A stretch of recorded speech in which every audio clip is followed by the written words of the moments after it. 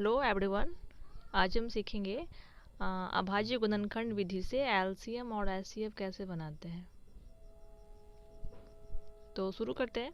एक क्वेश्चन लिया गया है जिसमें कि 12, 15 और 21 का एलसीएम निकालना है और एचसीएफ भी निकालना है। तो भाग विधि से तो पहले हम लोग सीख चुके हैं, आज सीखेंगे फैक्टर से कैसे निकालते हैं। तो पहले जो है सारे नंबर का हम अलग अलग फैक्टर कर लेते हैं। तो आइए देखते हैं। 12 का पहले फैक्टर करते हैं 2 से 6 बार में, फिर 2 से 3 बार में। तो इसको हम ऐसे करके लिखेंगे। फिर 15 का करते हैं 3 से 5 बार में, 3 5 15, ये इसका हो जाएगा। फिर 21 का करते हैं 3 7 21।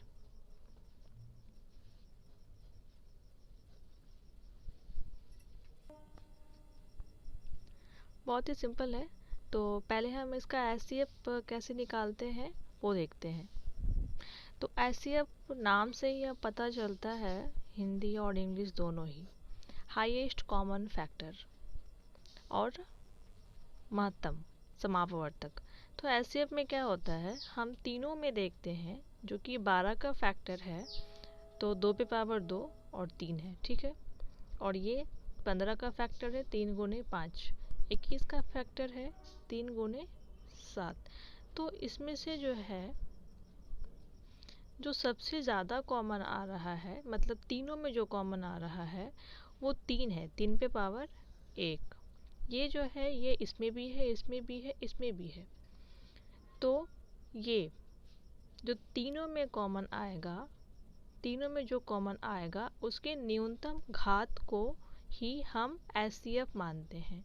तो चूंकि जो 3 सब में कॉमन है और इसका न्यूनतम घात 1 ही है, यानी कि हम लिख सकते हैं कि एचसीएफ जो है वो 3 है।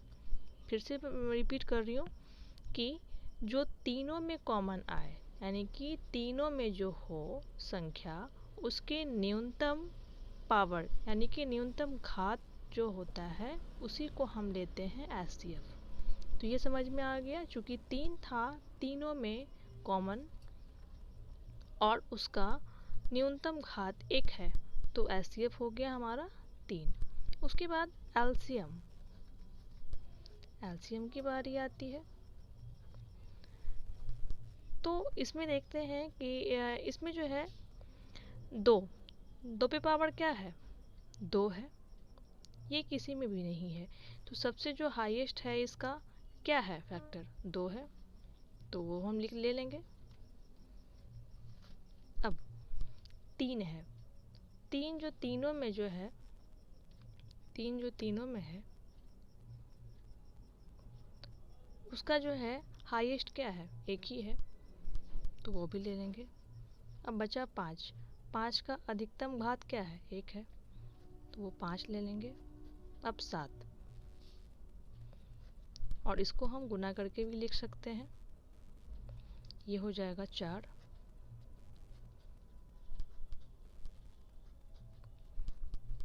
इसको गुना करके लिखते हैं,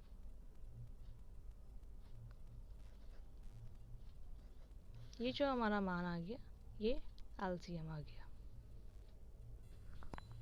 ये दूसरा सवाल से चलते हैं। इसमें 336 और 54 का हमको एलसीएम निकालना है और एचसीएफ निकालना है। तो सबसे पहले इसका फैक्टर करते हैं, गुणनखंड करते हैं बारी बारी से। तो 336 का करते हैं पहले।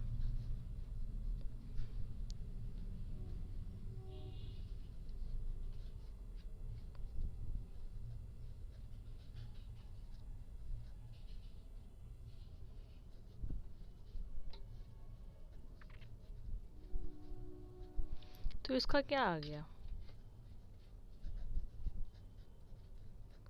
ये आ गया फैक्टर 2 पे पावर 4 की घात गुने 3 गुने 7। अब हम 54 का गुणनखंड करते हैं, 2 से कट जाएगा 27 बार में, 3 से 9 बार में, और ये फिर 9 चला जाएगा 3 से 3 बार में। इसको हम लिख सकते हैं 2 गुने 3 पे पावर 3 की घात। ये इसका फैक्टर गुणनखंड आ गया, 54 का गुणनखंड ये, और ये 336 का ये आ गया। अब जो है हम निकालेंगे इसका एचसीएफ क्या होता है।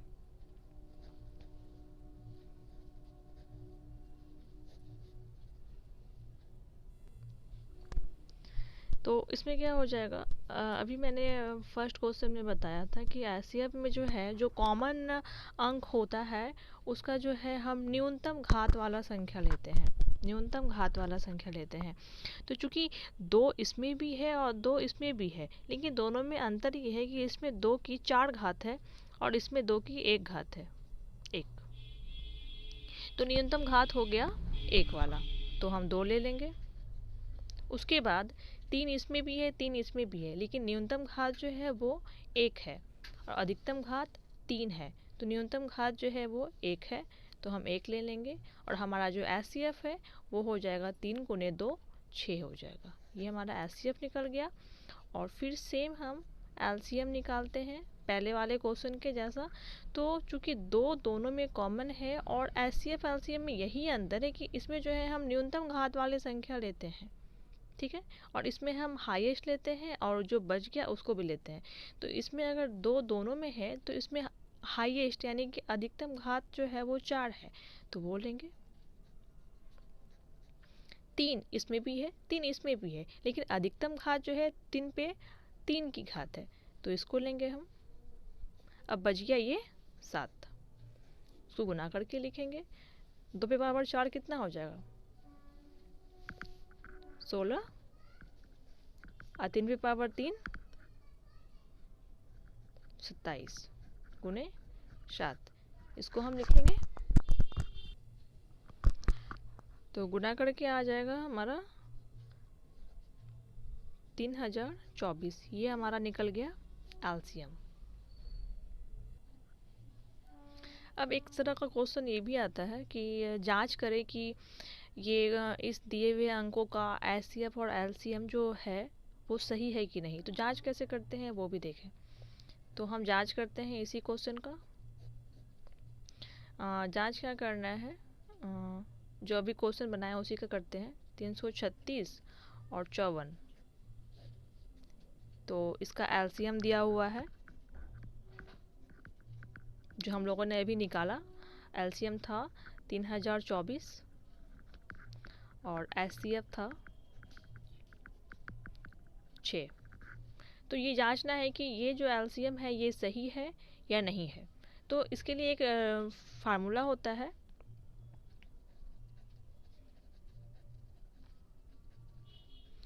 दो संख्याओं का गुणनफल जो होता है वो एचसीएफ और एलसीएम के गुणनफल के बराबर होता है।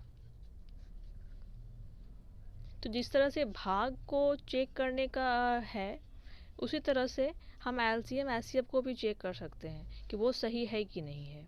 तो एलसीएम एचसीएफ हमारा निकला था, एचसीएफ निकला था 6, एलसीएम निकला था 3024 और ये क्वेश्चन था। तो इसको चेक करने का ये फार्मूला है कि दो संख्याओं का गुणनफल वो इस दोनों के गुणनफल के अगर बराबर हो जाए तो हमारा बना हुआ एलसीएम और एचसीएफ जो सही है।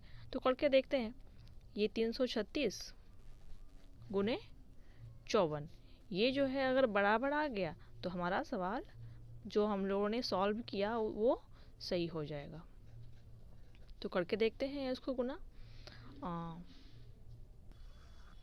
तो ये गुना किया हमने, तो इससे गुना करके आता है 18,144 और इसको भी गुना करते हैं।